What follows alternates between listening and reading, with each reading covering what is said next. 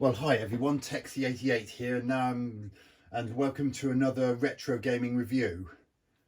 Now, I've never personally had an Atari 2600, but I was intrigued to look at this after a YouTuber who used to be be out who go by the name of Mikey Spiky 200 mentioned it when he was reviewing some Atari 2600 games himself. Now, this is the Atari 2600 port of Namco's game Pac-Man. Now, I don't really need to explain the Pac-Man, it speaks for itself. Pizza-shaped character, you just wanders around a maze trying to gobble up all the pills and avoid catching the ghosts. And the only way you can touch the ghost is to gobble one of those power pills that makes them temporarily vulnerable. But I think you know the drill, so let's just get this show on the road.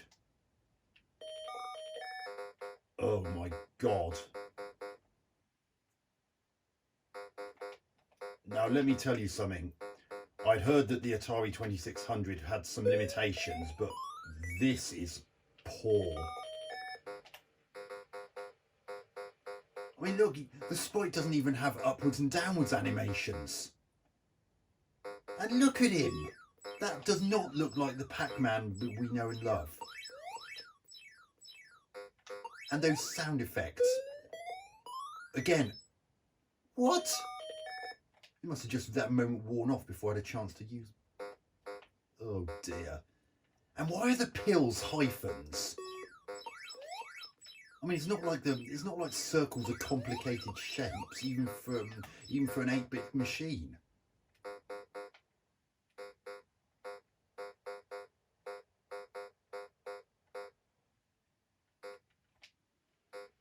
Oh dear, this is a disastrous port on. I mean, look at it. That's not even proper fruit, it's just a square. Oh god, it wore off just before I could get a chance to hit it.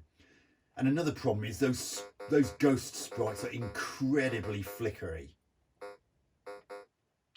So if you've got epilepsy, stay the hell away from this port. Oh, grab the controls are a bit sluggish to respond as well. Oh, I was got trapped. So that's game over, and it can't even have the gumption to tell you game over. Just has the screen and go all weird colours like that. Let's give this another whirl. I'm probably not going to play this for long. Flipping. The controls are really unresponsive at times. They just suddenly stop for no apparent reason.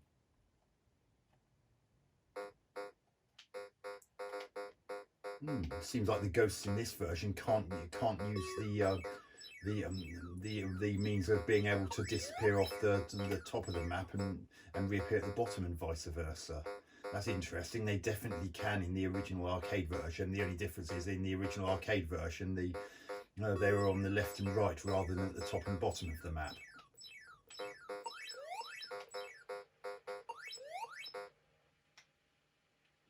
No, this isn't a good port at all. The controls are not very good. Sometimes they just don't respond, and it's absolutely crucial that they do in a game like Pac-Man. These sprites are so flickery. I mean, look at them. Even when they're just eyes heading back to their home, they flicker like mad.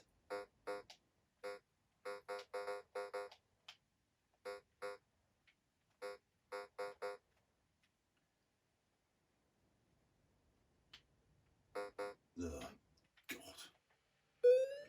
Oh, how pedantic could that hit detection have been? Oh, God.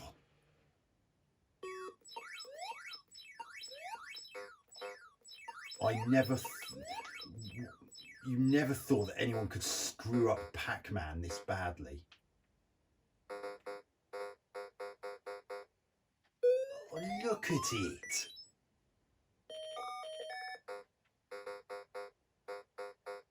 Ugh. I can't stand. I don't think I'm going to be. I don't think I'm going to be playing this much longer. This is painful.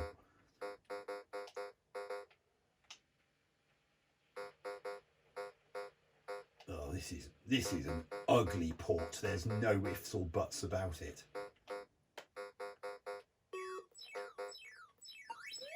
I mean, the Atari 2600 was a pretty limited machine, but it could surely have done a lot better than that. Right, that'll do me.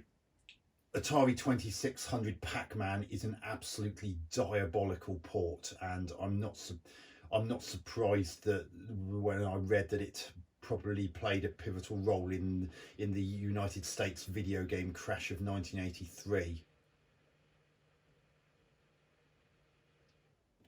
I mean, even for a game on this machine,